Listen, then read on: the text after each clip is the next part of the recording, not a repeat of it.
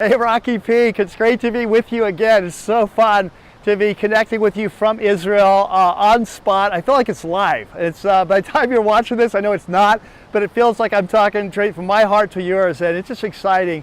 We've had an amazing day. We started at the Sea of Galilee, and then we traveled north and to the northernmost city in Israel, which is Dan.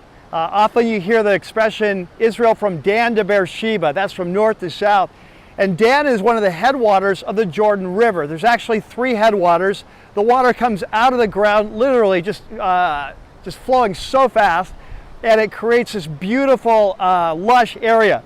And so we just finished a major hike through waterfall country. You think you're in South America, Bolivia or something like that. Incredible.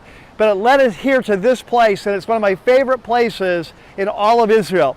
We are standing, you see in the background, this is a place called Caesarea Philippi. So behind me, you can see the water coming here out of the just really literally out of the rock. It's the Jordan River has 3 different headwaters. One is in Dan, one is here at Caesarea Philippi. We're at the foot of Mount Hermon. But above the water, you see that huge cave. And that's a very famous cave. In ancient times, it was dedicated to the god Pan, who is a nature god.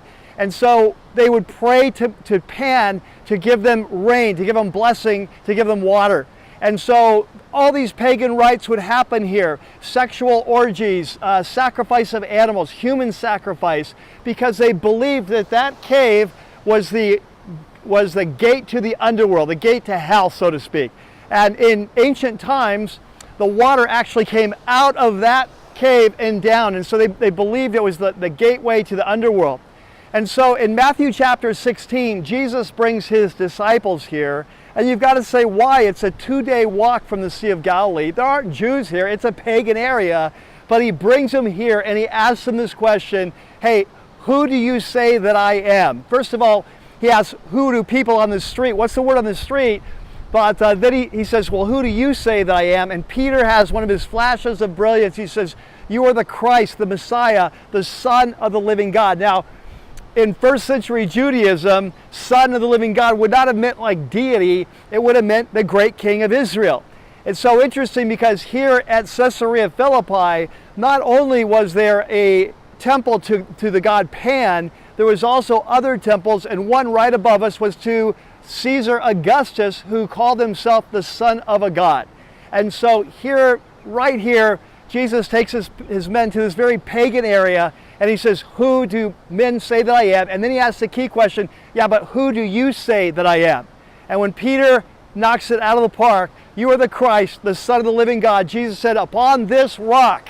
And we don't know if it's right here, it might just be in the area, but it would make a lot of sense if it was right here where other gods were worshipped, where he said, upon this rock I will build my church, and catch this, the gates of hell will not prevail against it. And so here Jesus takes his men 2 days' journey to reveal his true identity. And from that point on, he says, okay, if you're going to follow me, you have to be willing to die for me, because I'm going to Jerusalem to die. So in a sense, Caesarea Philippi, everything leads up to it, everything leads down from it. It's the question that we all have to answer, who is Jesus? There have been so many different answers throughout history, just like in his day. He's a prophet, he's a teacher, he's this, he's that. Some have said he's good, some said he's bad.